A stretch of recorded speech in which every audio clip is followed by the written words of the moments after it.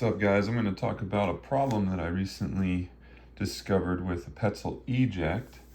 And this device is a great device for climbing. And so when I started having trouble with it, I reached out to Petzl, told him how fond I was of this device, but I was having a frustrating problem. Now, what they told me was to clean it thoroughly with isopropyl alcohol, and I still think I'm going to do that, but I figured out what the problem was, and it wasn't what I thought. So here's how it's supposed to operate. You just simply push this sideways and it just pops open so easily, and then it springs back into position. This little circle springs back into position when this latch is closed, and then it goes up and down very easily, effortlessly, so you can easily load the rope. But then when the retrieval ball comes through and triggers that, it just pops that latch open very easily. Also, this little part of the latching system protrudes out nicely. It is kind of scary to think that that tiny little bit of surface area is holding that latch down on this pin here. That just, there's barely any lip, like the width of a quarter, is holding that latch and keeping your life in its grasp. But you know, there's just not enough play for it to wiggle off of that, so it works. But what happened was I needed to replace this strap, and so when I put the new strap on, you simply take the old strap off by pulling off this Allen screw.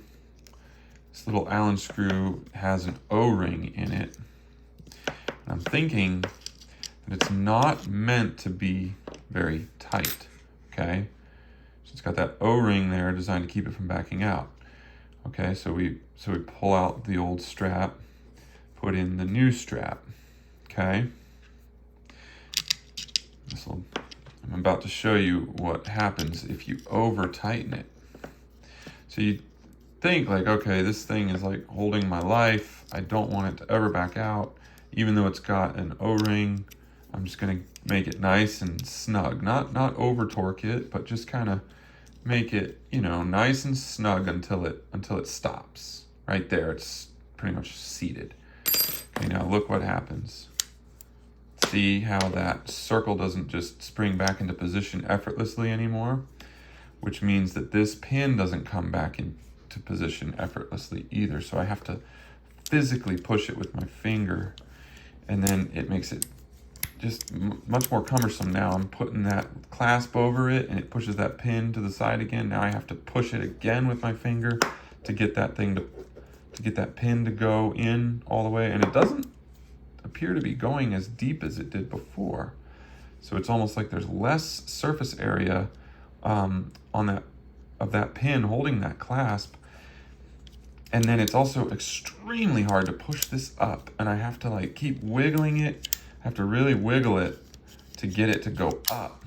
So I've been fighting that for the last, couple jobs I've been using this. I haven't been using it as much now that I have a spider lift, but replaced this strap and this problem started happening. But I thought it was just because I had done like a pine removal job or something and there was a bunch of sap in there.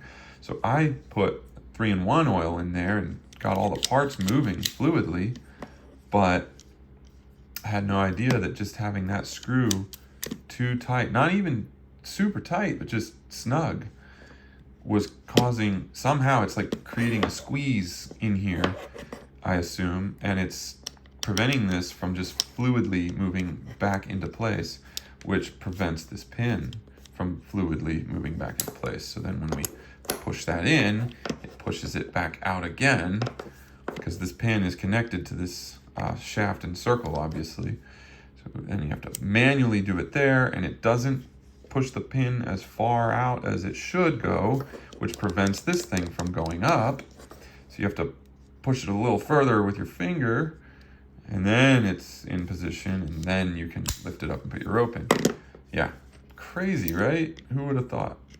So we're gonna back this back out, you pretty much have to back it out to here, to like just to where it's flush.